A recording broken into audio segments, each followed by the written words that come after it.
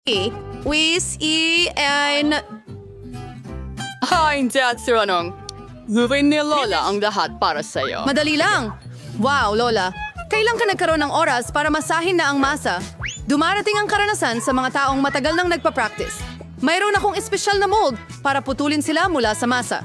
At para sa pagprito, maglalagay ako ng mas maraming langis para lumabas na makatas sa loob at malutong sa labas ang donut. Iniisip ko kung magagawa ko rin ito. Ano ba ang komplikado dito? Kumuha ka ng hulmahan at gupitin ang masa. Naku, anak, mag-iingat ka. Natatakot ang lola mo. Kailangan mo bang kunin ang langis, tama? At tandaan na kailangan kong magbuhos pa. Dahil marami na akong nabuhos, kailangan nating buksan ang apoy. Gagawa ako ng mahusay na donuts. Tara na! Oh, anong nangyayari? Oh, tulungan niyo ako! Grabe ang usok! Ang kusinang ito ay hindi lugar. Halos dose na ako at kaya kong hawakan ang usok. Heto, kunin mo. Ayan na. Oh, kailangan kong patayin ito.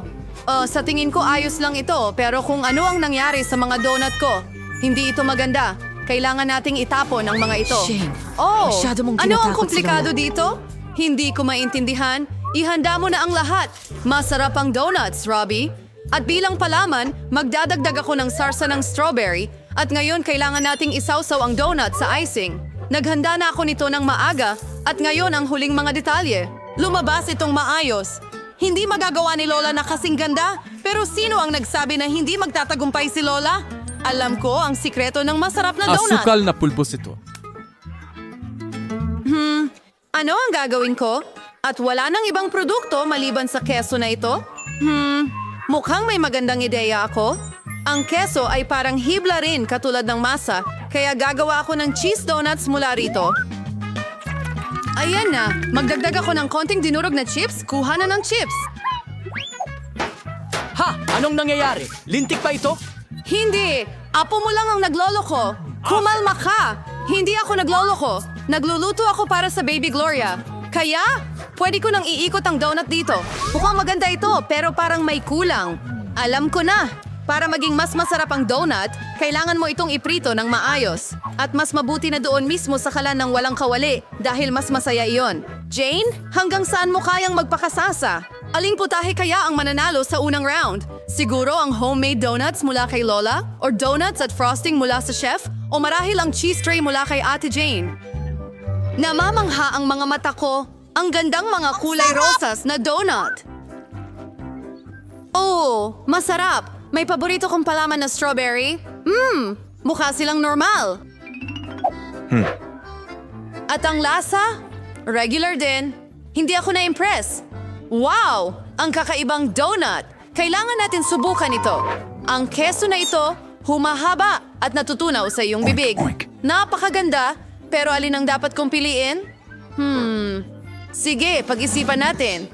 Okay, strawberry donuts. Kumuha ka ng Gawin mo isa. yun. At ngayon, gusto kong kumain ng salad. Gusto mo ng salad? Caesar salad ito, ang pinakasikat na salad.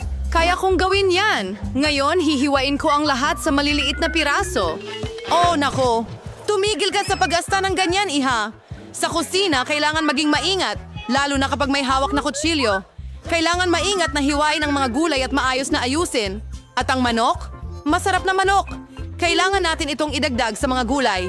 Hindi ko sasabihin yan. Ngayon, ipapakita ko sa'yo kung paano gumawa ng magandang self-serving. At para dito, ilalagay ko ang isang bungkos ng gulay sa blender. Ngayon, magdadagdag ako ng kaunting tubig at haluin natin ito. Green porridge? Hindi ito porridge, Jane. Ito ay Thai cuisine. Ang nagresultang halo ay dapat agad palamigin para maging jelly at ilagay ito sa plato. Gawin natin. Wow! Nakaka-interest yan. Oo, ma'am. Pero ngayon, pwede mo nang idagdag ang mga gulay sa ulam at hiwain ang breast fillet. Pero hindi lang iyon. Isang maliit na bote ng langis. Kasi, ang kagandahan ay nasa mga detalye. Oh, sino ang sumisira sa ulam ko? Sirain ang isang ulam gamit... Sinabi mo? Tama, Oo, Jane? Lola, pero paano naman ako? Wala akong oras para hiwain ng mga gulay. Jane, nanggugulo anong ka na naman. katakutan? Para itong bundok ng mga tira-tira. Para itong punto ng digital na pagkamatay. hindi sila nananalo. Kailangan nating makaisip ng paraan. Gagawa ko ng salad, Gloria. At hindi mo kailangan maggupit ng kahit ano. Sapat na ang pagdurog nito sa maliliit na piraso. At jelly ice at marshmallows. Gusto kong magdagdag ng mas maraming marshmallows.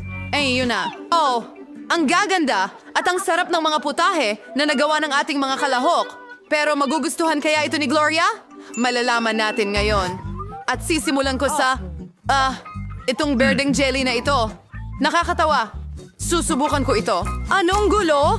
Hindi, ayaw ko itong salad. At itong salad ay mukhang normal. Simpleng salad, simpleng lasa. Walang espesyal. Okay, magpatuloy na tayo. Wow, ang galing! Isang marmalade gum jelly salad ito. Ang sarap. Talagang gusto ko ito. Pinipili ko ito bilang panalo. Oo, gusto ko ito. Yehey! Alam ko na. Gloria, Bigyan mo ako ng hawak high ka na. five. Halimbawa, Gusto kong kumain ng pritong itlog. ito ay may mas simple pa. Kaya ni Lola. Kahit ang kapatid mong babae ay kaya itong Ilagay gawin. ang mantikilya at painitin ng kawali. Lola, bigyan mo rin ako? Magiging boring ito? Bakit konti lang ang lumalabas na langis? Yayanigin ko ang bote? Hindi, sa tingin ko nabasag ko ito. Oh, Jane. Wag! Sige, Lola, pwede nang magsimula sa pagluluto. Magbabasag ako ng 2 itlog ng ganito at babasagin ko na. Sige. Oh, ano ang... Ay, ang gulo ko talaga. Wala nang nagluluto ng itlog ng ganito. Ganito ang gagawin ko. Una, iinitin ko ang cream. Magdadagdag ako ng balat ng kahel, isang sikretong sangkap para dito. Sa tulong nito, magiging katulad ng mga nasa pinakamahusay na mga restaurant ng putahe. At ngayon, hihiwain ko ang mga peaches at ilalagay ang espesyal na sangkap ng molecular cuisine sa kanila. Panahon na para lumikha ng ilang mahikang pangkusina at magprito ng molecular na itlog. Ibuhos natin ito sa kawali. At ayan na. Wow, nakita ko ito sa YouTube. Sakit, mag-ingat ka. Ang mga itlog ko, lahat ay nasa apoy. Anong bangungot? Oo, hindi mananatili sa bahay buong araw si Baby Gutom na Gloria. rin ako? Napaka-appetizing ng mga itlog ni Lola. Oh, Jane, wala kang tsansa sa round na ito. At magugustuhan kaya ni Baby Gloria ang molecular cuisine. Saan ako magsisimula? Hindi sa ngayon. Oh, James! Gusto kong subukan ito. Oh, hindi masama. At ano ito? Gusto kong subukan. Kakaibang mga itlog. Wow. Matamis ito! Ang sarap! Gusto ko ito! Pinipili ko ito? Alam ko na yan! Lola, tara na! Gusto kong kumain ng sandwich. Oh! Maghintay ka.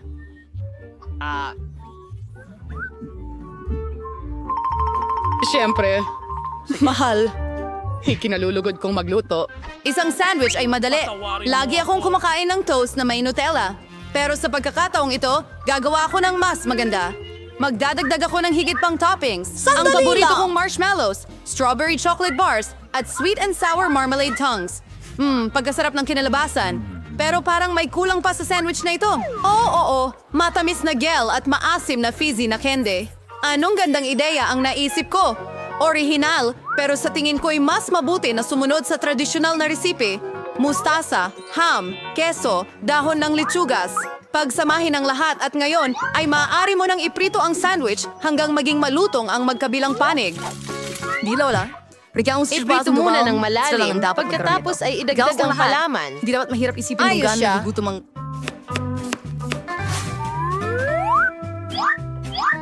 At ngayon, ang pangunahing masarap na dulce ay mga suso. Ano? Mga suso? Ang baho. Anong amoy? Amoy, Paris. At ngayon, maaari mo na itong ilagay sa plato. Magdadagdag ako ng seafood. Mahusay. At sa wakas, magdadagdag ako ng keso na may amag. Nahihilo na si Lola. Wow! Ito ay isang obra maestra sa pagluluto. Hindi ka panipaniwala. Nalampasan ko ang aking sarili. Kukuha rin ako ng magandang sandwich. Oh, natunaw ang tsokolate, pero alam ko ang pwedeng gawin. Kailangan nating kumuha ng mangkok ng tubig at Ang idagdag icing pa ay ito. marinate, make it slice note At or ngayon, pancake ang chocolate. So ay magyayelo sa Cookies. anumang... Nakita ko ang life hack na ito sa TikTok. gawin natin ito. Iba't ibang kalahok at iba't ibang mga sandwich. Ano ang pipiliin ni Gloria? Wow! Anong cute na maliit na busina. Anong klaseng sandwich ito? Nako! Ang sama ng lasa! Ay, mga pako ito! Sino ang nag-isip na ilagay iyon? Apakaganda ng sandwich na ito! Isang kahangahangang pusong tsokolate. Ang sarap! Gusto ko ang matamis na sandwich.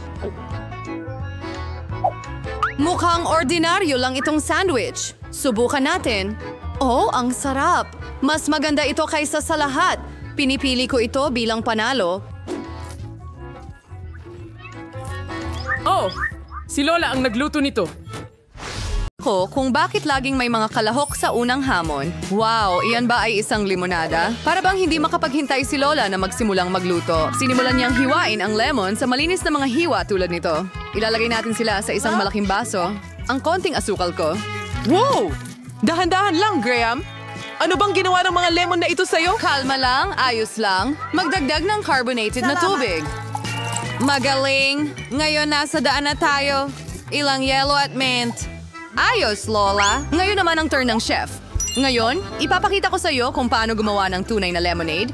Sa pamamagitan nga pala ng aking paboritong recipe, sa simula, hiwain ng maninipis ang pipino, itwist ang mga hiwa at ihulog sa baso na may yelo. Anong bango? Naglalagay kami ng berdeng tsa sa baso, ang paborito kong uri. Ngayon, hihiwain naman natin ang lime. Kailangan natin ng hiwa para sa lemonade at isang hiwa para sa dekorasyon. Palamuti gamit ang pipino at mint.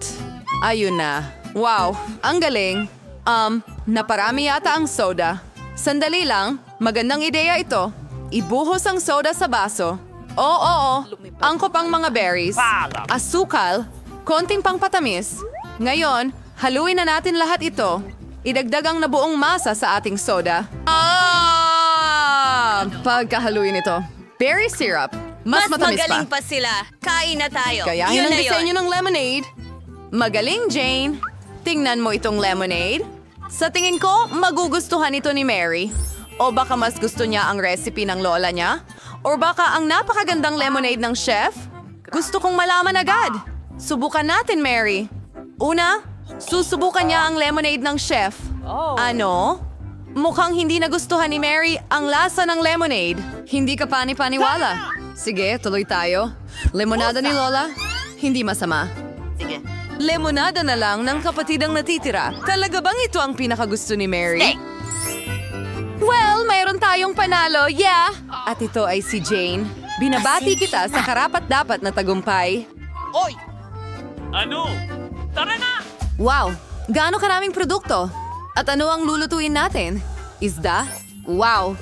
Ngayon, tingnan natin kung sino ang pinakasanay sa pagluluto ng ulam. Tingnan natin! Mukhang hindi nag-aksaya ng oras si Lola. Agad siyang kumuha ng piraso ng isda at inilagay ito sa kawali. Sige, subukan natin gayahin si Lola. Anong bango? Sige, mukhang pwede na. Pwede na nating laruin ang paborito kong laro ngayon.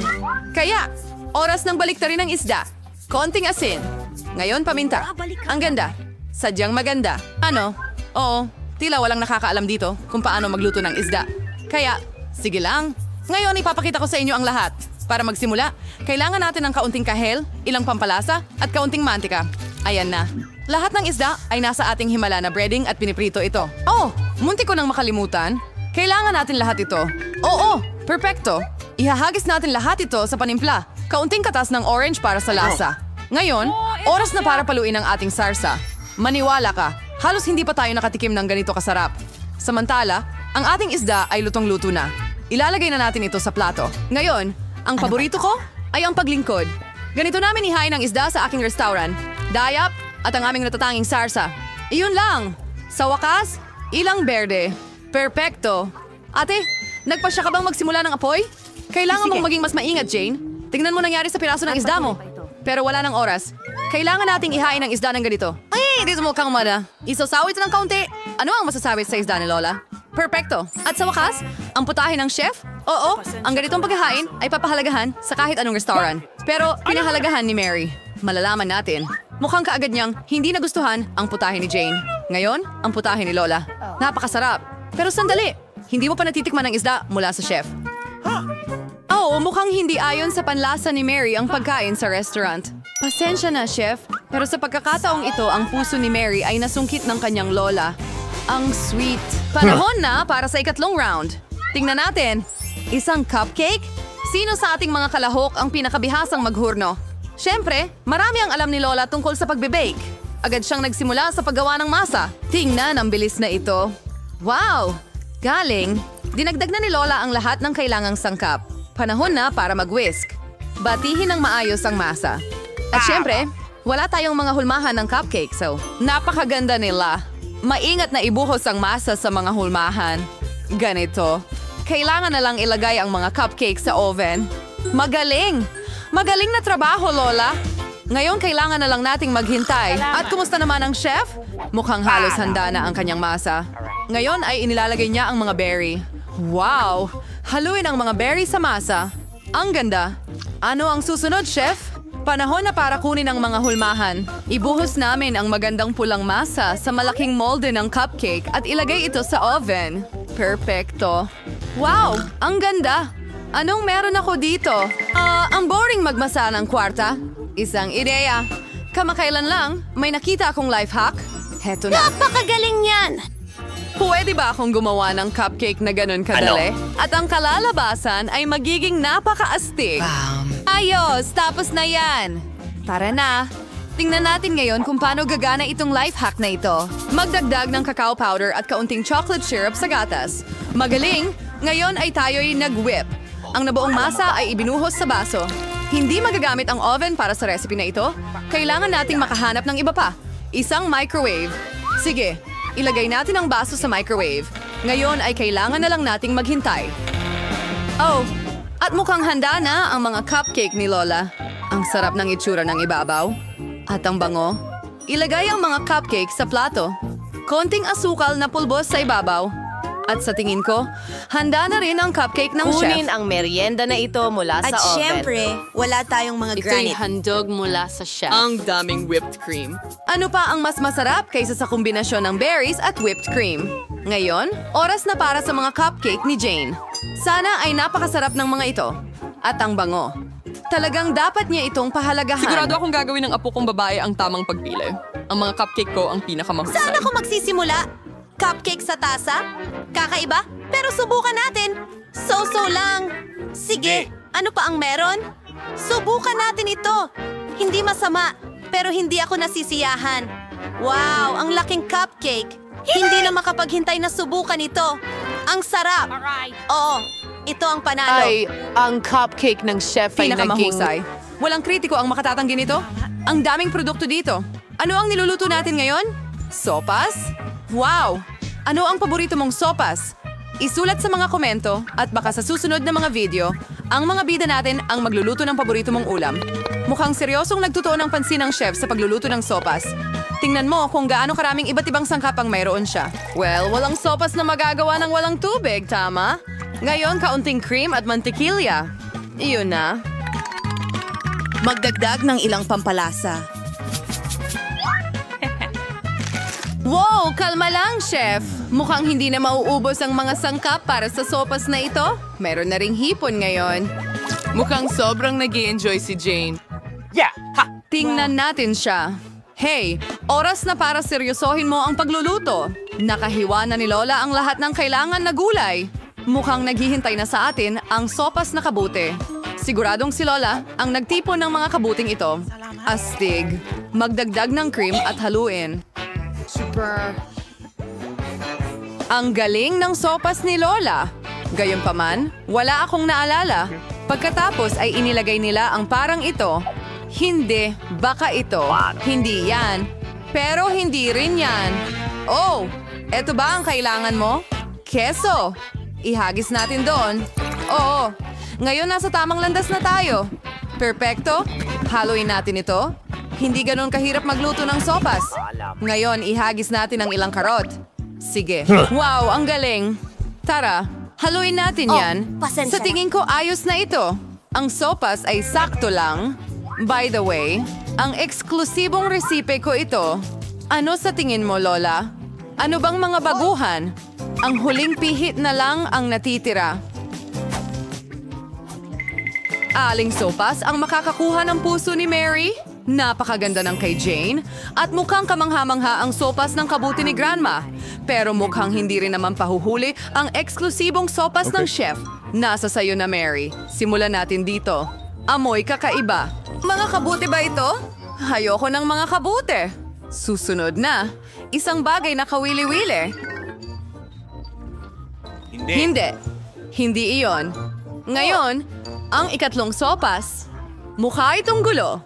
Subukan natin. Wow! Ito ang pinakamagandang sopas na natikman ko. Oh, ito ang panalo. Wow, Jane, binabati kita. Isulat ang pangalan. Ano kayang naghihintay sa atin?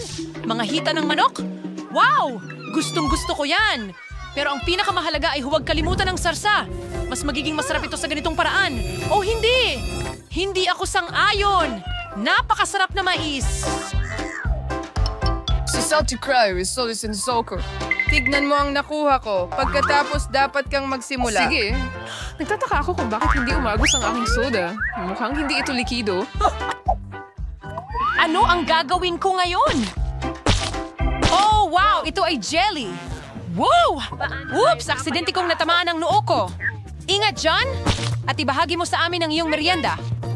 Sumasang-ayon ako kay Miranda. Hoy! Umalis ka dito! Wala akong ibibigay sa'yo! Ang bastos mo! Alalahanin natin yan. Oo, tama! Huwag mo akong pigilan sa pag-enjoy ng jelly ko. Ayos, tapos na ako. Ang hirap ba? May gana ka. Ngayon, turno naman ni Emma. Sa totoo lang, ayokong subukan ng maanghang na sarsa. Magkukunwari na lang akong ibubuhos ito sa manok para hindi ko talaga kailangan gawin. Naku, hindi obra ang trick na yan sa amin. Sige, Emma. Ang sarsa na ito ay na... Sigurado akong napakainit. Wow, tingnan mo yan! Biglang lumiwanag ang ilaw! Magiging mahirap para sa akin pero kailangan kong gawin ito. Isipin mo na lang na ito'y isang regular na pakpak ng manok na walang sarsa. Nasusunog ako. Wow! Sa tingin ko, umalsa na ang mais ko. Naging popcorn ako. Nakalimutan mo na ba? Hindi ko masabi. Nakakatuwang alinlangan ito. Hawak ko na ang lahat. Pinatigil kita. Salamat, John. Nasunog ang mga hita ng manok ko hanggang sa Pero may popcorn na ako ngayon. Kailangan mo laging tumingin sa magandang panig. Ang lutong nito! Ang galing! Gusto rin naming sumubok. Oo nga! Huwag ilagay ang mga kamay. Akin ito. At hindi ko... kong ibahagi. Tingnan mo ito, Ang John. mga tinga ni Miranda ay naging dilaw. Bakit ka nakatingin sa akin ng Actually, ganyan? nagbago rin ang kulay ng iyong tainga.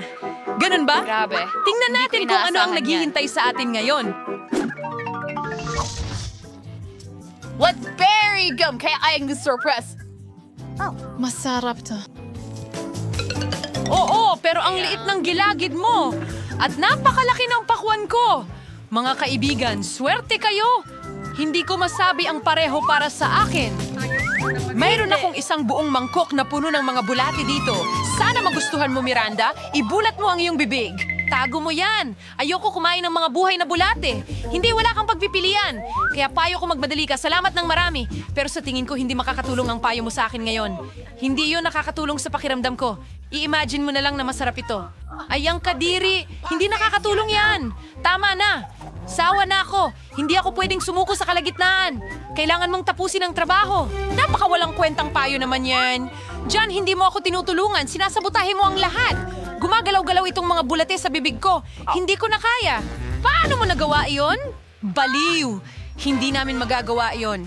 Aalala ko itong bangungot na ito habang buhay. Wala pa akong nakain na mas masahol pa dito.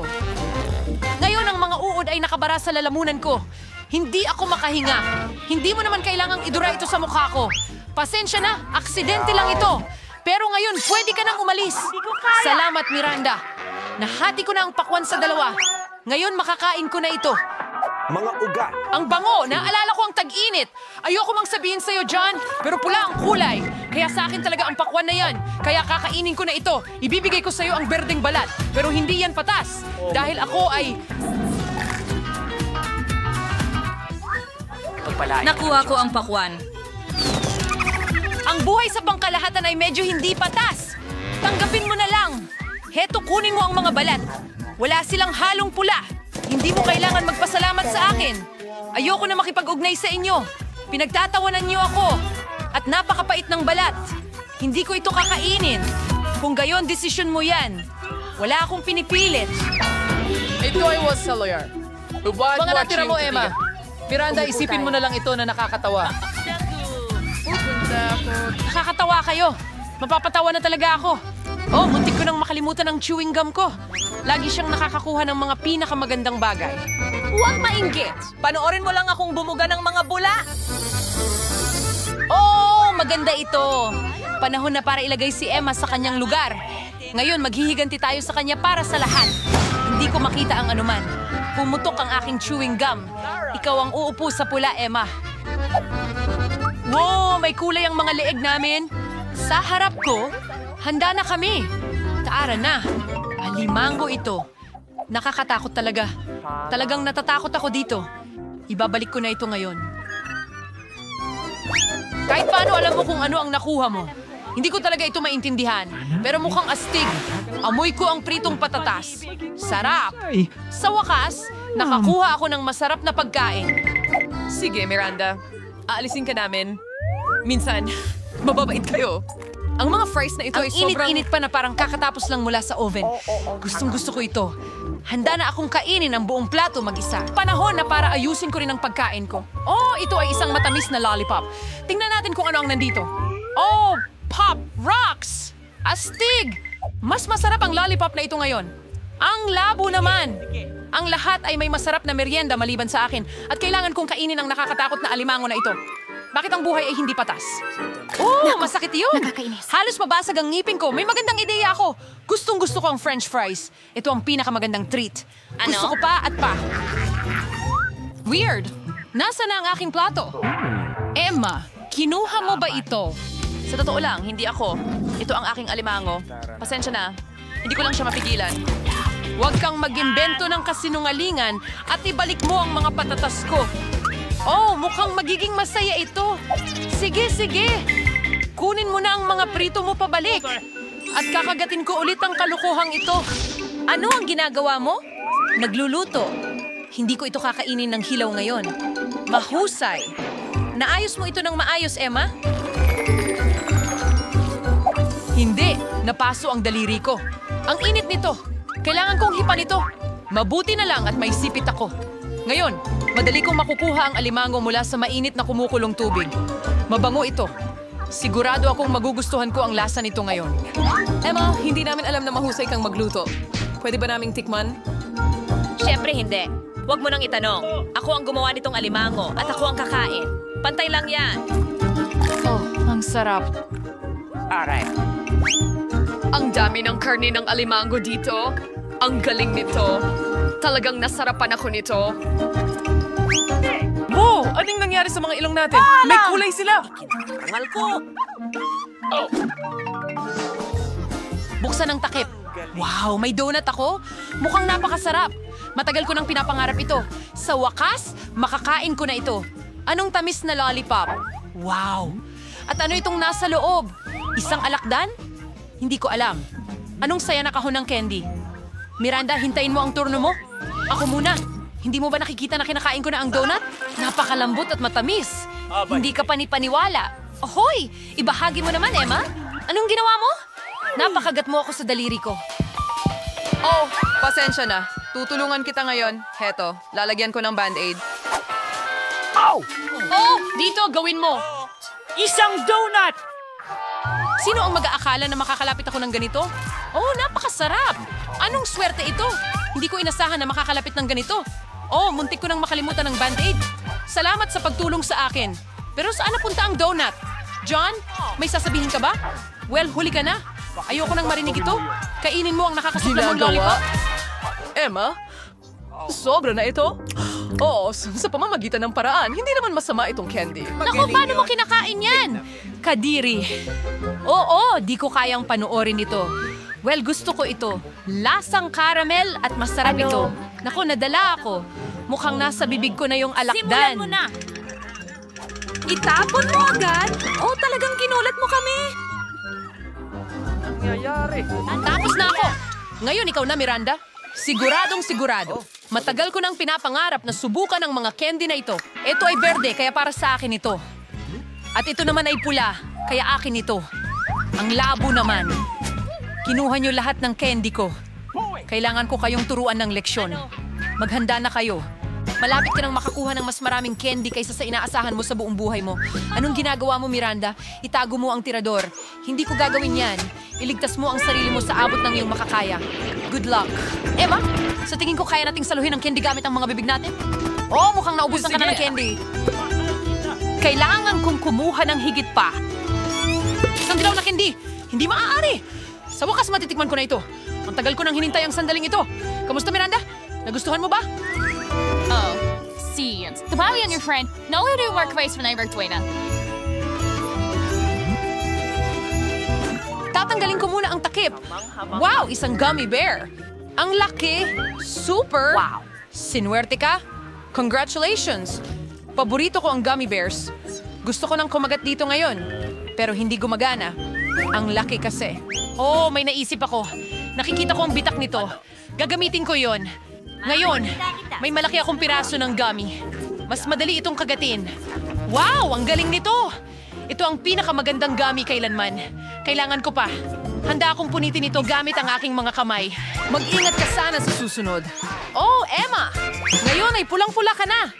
Miranda, ikaw na ang susunod. Isang bundok ng hilaw na itlog ng manok?